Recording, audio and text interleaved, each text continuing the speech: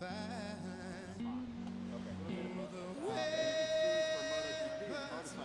little black, Yeah, exactly. That'll be. This place is absolutely awesome. It's so massive. It's crazy seeing like how everything works behind the scenes. This will definitely be the first time I've ever seen MotoGP live, so I'm really excited to see it. My dad, grew up in him in a band. My brother plays piano and sings, so my whole family. But I mean, it's what I do, so it's a lot of fun. It's what makes me happy.